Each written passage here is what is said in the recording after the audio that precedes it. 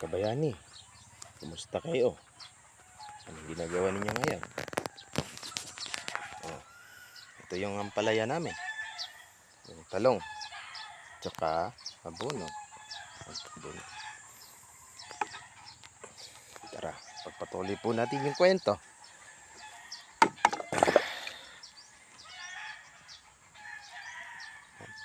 May tanong kayo? Magtanong na. Baka kaya kong sagutin. Ano po? Ng araw sa inyo.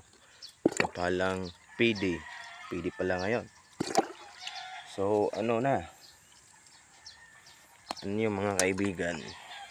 Masarap po talagang mag-farming. Mahalang risky. Lahat dyan madadaanan ninyo. Pagka dumating yung dilubyo, maraming problemang darating sa iyo. Kaya kung ikaw ay marunong tumingin sa kalendaryo, kung kailan dumating yung dilubyo, ay siguradong paghahandaan mo ito. Kasi kapag hindi ka naganda, siguradong bagsak ito. Hindi pa po. Kaya mga kaibigan, mga kabayani, kaya sinasabi kong bayani, kasi tayo nagbibigay suporta, pagkain sa inyo. Tayo ang nagbigay pagkain sa mga mayayaman dyan sa gobyerno. Walang farmer, wala kayong makakain. Kaya huwag nyong ibas ninyo ang nagtatanim. Kasi sila yung mga taong tinatawag na hero. Kaya sinasabi ko sa inyo, kabayani. Hindi ba po? Alam niyo, mga kaibigan, mga kabayan, mahirap po na tayo ay magpa-farm kung wala kayong knowledge. Mas maiging magtanong. Walang imposible sa pagiging matanong. Kaya kung kayo ay gusto ninyo makapaldo, tiyakin ninyo na sigurado at desidido kayo. Kasi ang pag-aalaga po ng tanim ay para din yang tao. Kasi pagka hindi kayo marunong, huwag na kayong mag-farm. Pero hindi naman po huli ang lahat sa mga batang walang trabaho. Kung gusto nyong magpaldo, magtanim kayo. Magugmad ka. Kung may nakikita kayong mga bottle plastic, lagyan nyo ng lupa, bumili ka ng buto, itanim ninyo. Kinabukasan ay hindi kayo magsisisi. Kasi nga, hindi lahat panahon ay laging nakahawak ng cellphone. Kasi sa panahon ngayon, hindi na uso ang laging maglaro. Kasi dumating yung panahon na kayo rin ay maging ama at ina. Kaya ano ang ituturo ninyo sa inyong mga anak? Kung palaging hawak ang cellphone buong maghapon, may magagawa ba sila? Wala. Kung kayo ang mabuting magulang, ituro ninyo ang dapat inyong ituro na mabubuhay sila kapag wala na kayo. Hindi ba po? Kasi nga, sa kasabihan, no read, do write.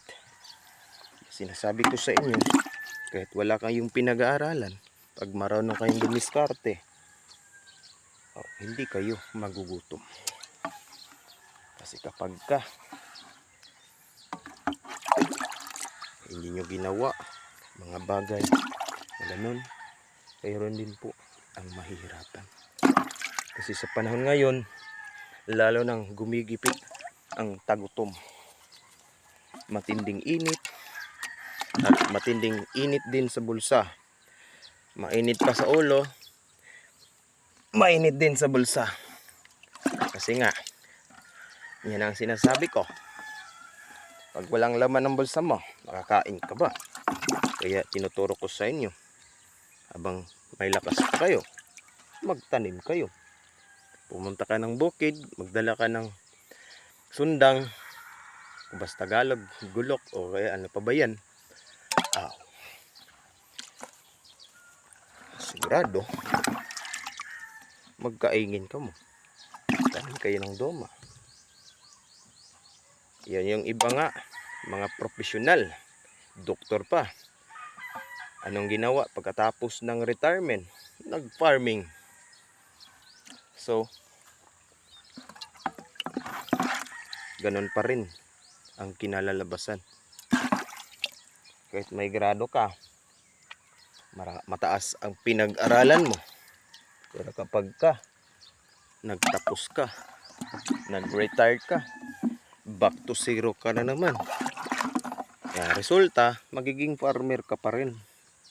Kaya kayo, habang kayo ay nagtatrabaho, may lupa kayo, mag-garden kayo. Hindi ba po? Tama ako. Kasi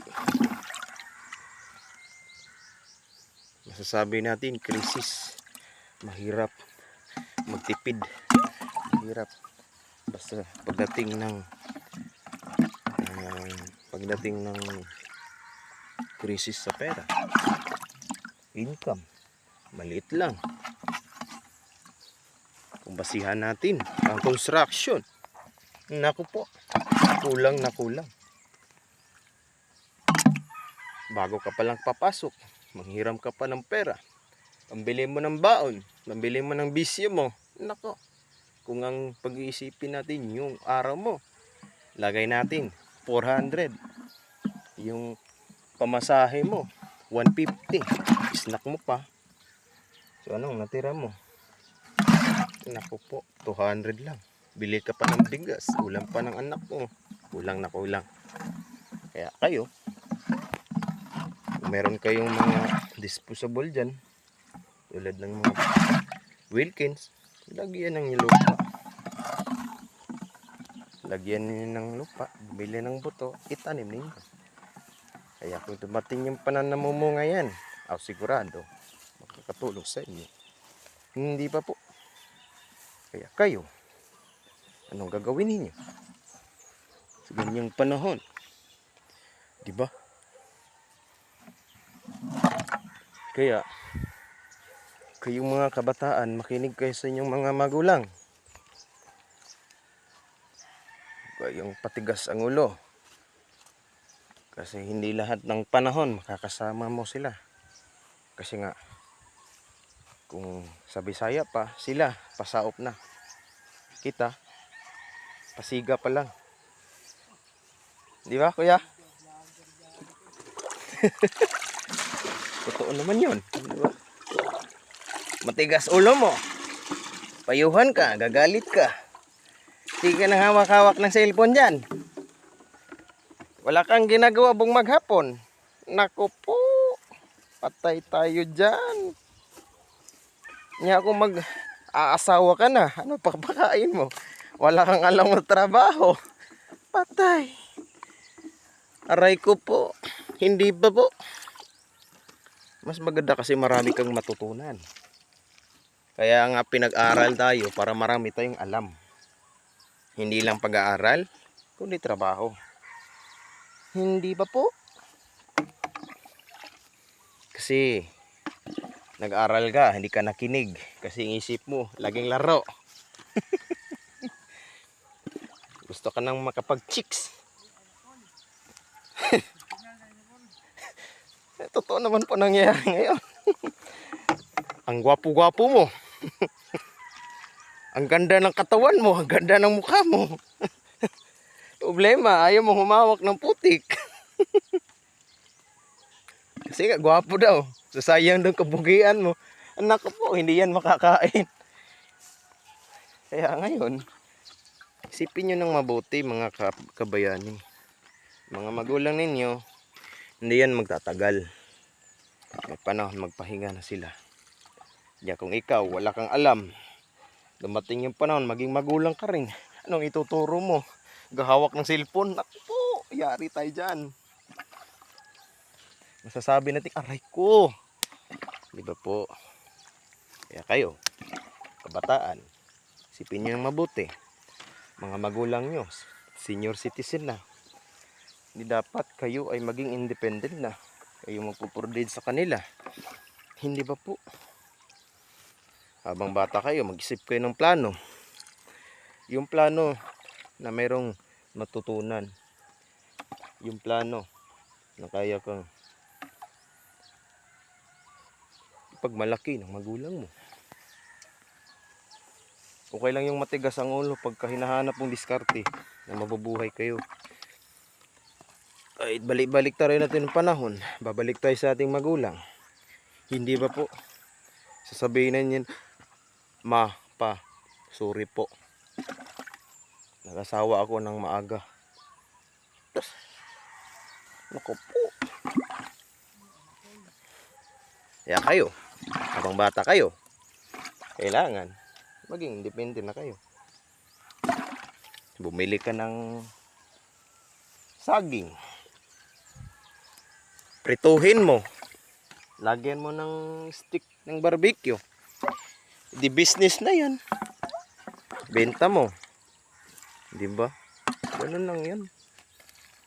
Kung gusto mong hilig ka magtanim, magtanim ka.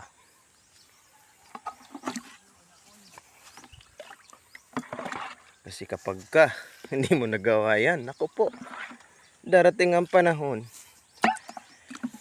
mangingialam talaga yung magulang mo. Anak, anong problema mo? Ano bang plano mo sa buhay mo? Lagi kang hawak sa cellphone mo. Oh. Ano sasabihin mo? Maya naman, naglalaro pa ako. Isang alas na yan. Nako po. Kapag kayo nag-asawa na, talagang madadaanan mong ganyan. Ay, nako. Kaya kayo, hindi kayo makinig. Nasa inyo yan. Sabi pa sa iba, ang buhay ng tao parang gulong. Minsan sa itaas, minsan sa ibaba.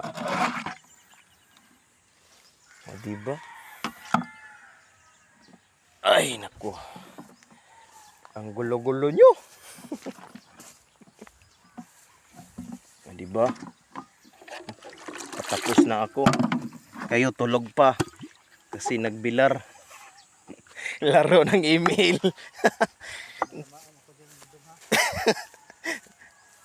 Totoo naman sinasabi ko sa iba. Kasi yung iba, hindi nakikinig. Tinitingnan na yung magulang. Anong ginagawa? Parang wala lang. Ganon yung kabataan ngayon. Maski paghugas ng pinggan, nag-aaway-away pa.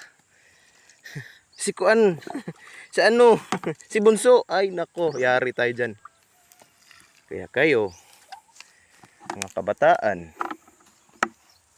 para makatulong sa magulang, kusa kayo. Kung merong gawain sa bahay, huwag na kayong magpasabi pa. Gawa agad kayo. Kasi nga, kapag ginawa niyo yun, magulang ninyo, maging masaya. Aga-aga mo lang, kagigising mo lang, hawak mo cellphone mo, wala kang ginagawa. Patay tayo dyan. Magagalit sila yan. Marami pang mura ang maririnig mo. Kaya minsan, makinig kayo. Makinig kayo. Kasi darating yung panahon na kayo rin maging magulang. Maging tatay at nanay kayo. Ay, naku. Sabi ko nga, sabi nyo, tama yung nasabi nila. Na kapag kayo may diskarte, kayang-kayo niya buhayin ang sarili mo. Kayang-kaya mong mag-provide sa parents mo. Magiging fraud sila sa'yo. Masasabing magiging breadwinner ka. Kapag ka, hindi kayo gumawa ng hakbang. Inuuna yung gustuhan ninyo na palaging masaya, wala kayong mapapatunguhan yan. Lagi kayong hawak ng cellphone buong maghapon. Naku, yari tayo dyan. Kaya kayo mga kabataan, makinig kayo. Mahalin yung magulang ninyo. Kasi darating ang panahon, magpapahinga yan. Pagdating ng panahon na magpahinga sila, doon kayo magsisisi. Sasabihin sorry pa. Habang nabubuhay, hindi nyo masasabi. Tangik. Kaya habang buhay pa sila, pakitang dilas na kayo. Sabihin nyo, ma, trabaho na ako, may sideline ako. Ito ma, may naipon ako, may kinita ako kasi ganito. Alam niyo kung bakit. Pagka lagi kayong nagbibigay sa magulang nyo, asahan mo, masishock ka na lang pagdating ng araw. May nabili sila isang bagay na hindi mo alam. Sekreto pa ng ganun talagang magulang. Pasekreto yun. Alam ang pinakamahirap, yung magiging tatay ka na. Kasi sa buong panahon, ang tatay natin ang pinakasinungaling sa lahat. Bakit ko nasabi yun? Pag sinabi mong kumain ka na pa, sasabihin niyan, kumain na ako anak. Pero ang totoo, hindi yan kumain. Kasi nga, kayo ang unang mabusog kahit hindi siya kumakain. Basta kayo mabusog. Ganun yung mga magulang natin. Yung ama natin. Kahit mahirap yan, sasabihin okay lang. Kahit pagod yan ako. Gabi-gabi yan. Nagsasalita ng sarili. Isipin nila, ano kayo papakain ko bukas? Ano kong kikitain bukas? Ano ang gagawin ko para sa mga anak ko? Ano ibabaon ko nila bukas? Ganun sila mag-isip. Pagpaka-advance. Kaya nga kapag nakikita kayo na wala kayong pakialam sa kanila, talagang pagagalitan kayo dyan. Minsan, nadadapatan pa kayo. Rico, ganyan. Yung minsan, masasabi natin na yung magulang natin sobra na. Kasi hindi tayo nakakaramdam eh. Hindi tayo nakakaramdam. Kaya marunong kayo makiramdam. Gawin yun yung dapat yung gawin. Ano ang pinakamasarap na kaibigan sa buong buhay ninyo? Mga kabayan ninyo. Magulang ninyo. Yan ang pinaka-importante sa lahat. Kasi kapag dumating yung panahon, kayo ay nagdaramdam, sasaktan. Sino ang haaliw sa'yo? Di mga magulang ninyo. Magpapayo sa'yo. Diba, ang ganda nun? May mga magulang na ganyan. Pinapayuhan kayo, tinuturuan kayo. Ganun ganito ang hawak gawin mo. Diba? Pag ganyan ng magulang mo, swerte ka. Kasi may mga magulang kang ganyan. Tinuturuan ka. Pinagsasabihan ka, ganito gawin mo anak. Salamat sa iyo anak. Ako, ang pinaka-importante yan, yung pagsabihin ka ng magulang mo na, anak salamat. Salamat sa iyong sakripisyo, salamat sa iyong pagmamahal. Diba? Kasi magulang natin ang pinaka malaking tropeyo sa buhay natin pag gano'n ng magulang na mabait. May iba kasi yung magulang, dinubuhay ka, hindi nanghihingi ng kapalit. Ang gusto nila maging masaya ka sa tinatangkilik mong buhay. Pero alam niya mga kabataan, mas maigi kasi kayo din ang magbigay sa kanila ng buhay na hindi nila nabigay sa iyo. Ganyan, ugaliin yung ganun. Kasi natay na yung panahon, pahinga sila. Masasabi nilang salamat sa iyo anak. Hindi mo kami pinabayaan, hindi mo kayo iniwan, hindi mo tinaksil, hindi mo dinakwil ang magulang mo. Kasi kapag wala sila, wala ka rin, di ba?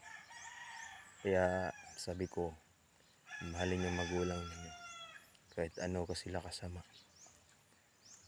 Nangyayari yun dahil sa atin. Hindi tayo nakikinig. Siguradong ganyan talaga ang magiging ugali nila. Hindi sila tumitingin sa kahirapan, hindi tumutulong, ganun yun. Pero sa akin, pag ako maging magulang, Gagawin ko rin ang lahat tulad ng ginawa nila. Pag lumaki sila, magkaroon ng sila ng pamilya, hindi ako hihingi ng tulong sa kanila. Gagawin ko pa rin yung dapat kong gawin, yung ginagawa ko dati. Hindi ako hihingi ng kapalit. Mas maganda, papakita nila na mahalaga ka. Diba? Kaya kayo, mga ilang kabataan, makinig kayo sa inyong mga magulang. Kasi magulang natin ang pinaka tropeyo sa buhay natin. Maraming iba na gustong magkaroon ng magulang na mabuti. Hindi natin masasabi yun.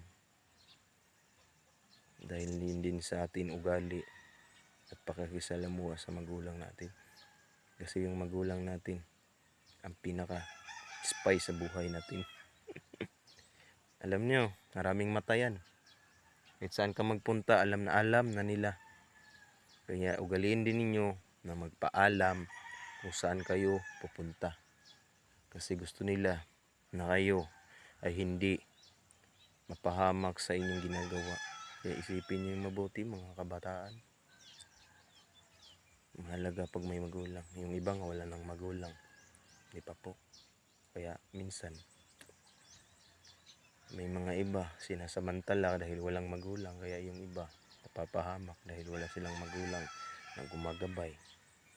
Yeah, the rest, may iba pakamatay dahil walang magawa.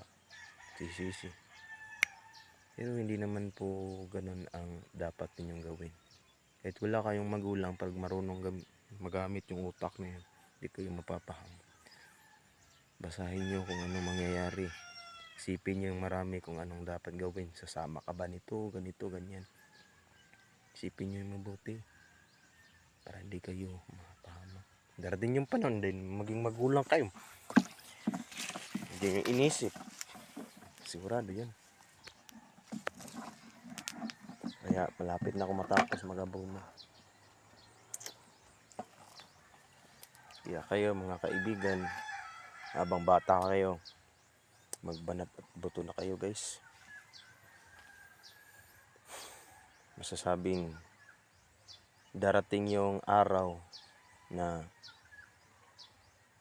ang trophy na ibibigay niyo, anak, salamat.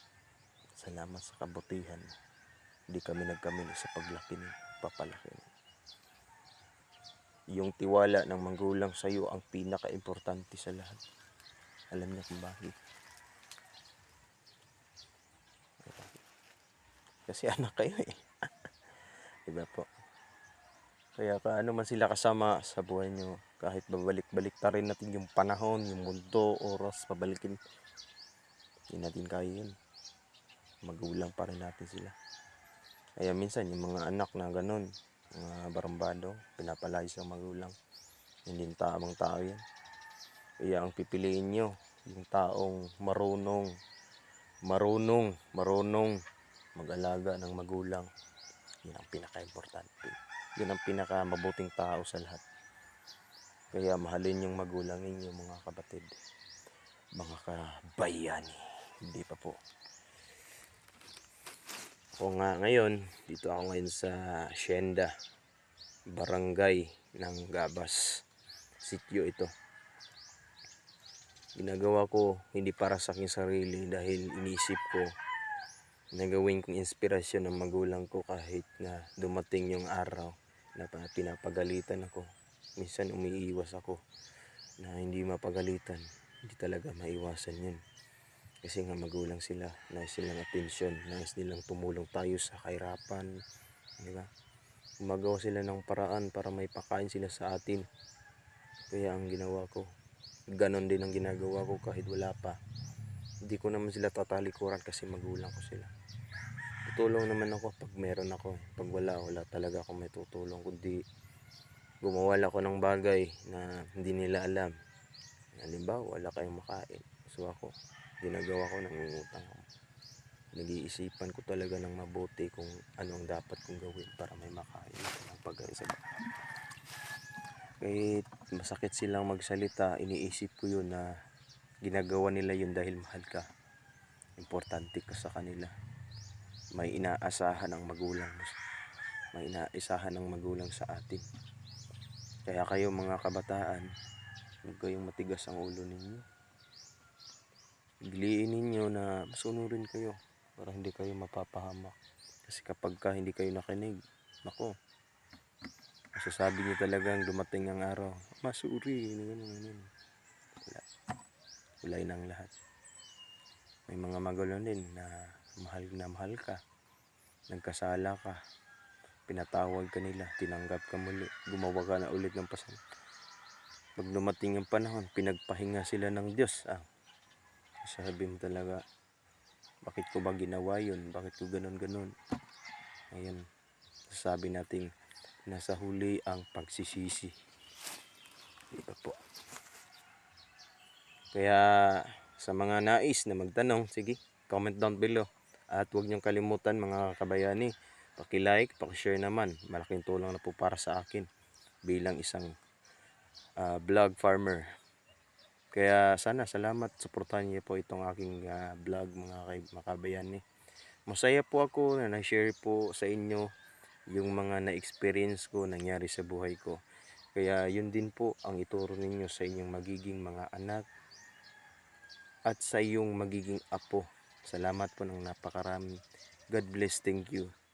Always I'm here to give a thought, advice sa mga student at sa mga mag-aaral dyan. Kung kayo nag-aaral, mag-aral kayo ng mabuti. Mag-aral. Huwag yung unahin yung pag-ibig kasi darating yung pag-ibig. Kusang darating yan pag nakikita sa ugali nyo na ganun kayo. Kusa yung darating. Kusa rin yung lalapit sa iyo na ganun. Hindi pa po. Alam na yun mga kabayan yan. Hindi lang puro gwapo ang hahanapin ninyo. Hindi puro maganda. Pero masama naman ang ugali. O yan, mayari tayo dyan. So, sige, salamat po ha. Suportahan nyo mga kaibigan, mga kabayani. Maraming salamat po sa inyong lahat. Magandang umaga po.